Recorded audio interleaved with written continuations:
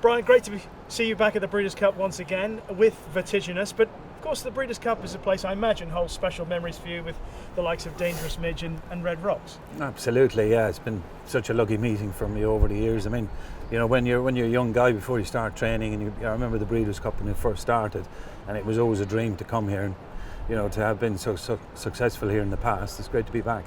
And back with a horse that has some potential still. I know that she's had quite a few runs relative to the horses that are competing in the race. Yeah. Do you feel that she's actually getting better at this time of the year? Yeah, I mean, she's travelled really well, and looking at her this morning is the first time I've seen her since she arrived. She looks fantastic. I mean, her skin is great. She was wonderful around the track.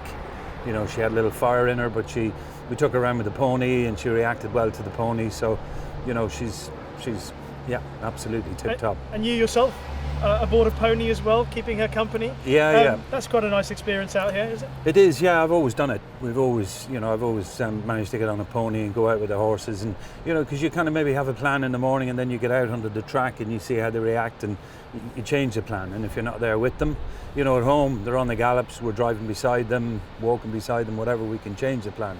But here, you know, they can be a little further away, and it's nice to say, you know what, we're not going to do that. Let's do this instead, and you can do that if you're on the pony.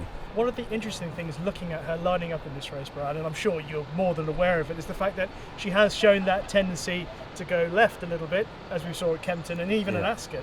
So I'm guessing that as long as she gets a decent posse out of the gates, gets a decent draw, this course could suit her. Well, I think so. I mean, you know, that she obviously Kempton didn't suit because she favours that left-handed, which is perfect for around here. We also probably got a little bogged down in the 6 furlong fillies races early part of the season, you know, with the Lauder and so on, things like that. And then once we got her back to 5, you know, she broke the track record at Ayr, which is a really good race. You know, in the past sort of 5-6 years, it's produced some serious sprinters. So, you know, I think she's the real deal, and I think left-handed will suit her.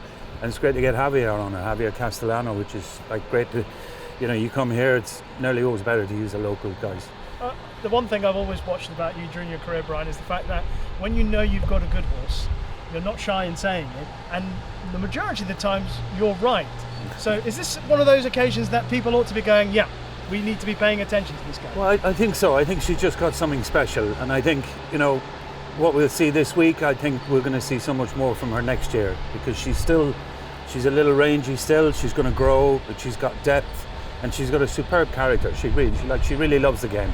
So I think this is going to be the start, or maybe Ayr was the start, and you know, she'll go on from there. But I think she's very, very good, and this is easily the right race for her. It's great to see you here, Brian. Best of luck with you too, Vertiginous. Thank you.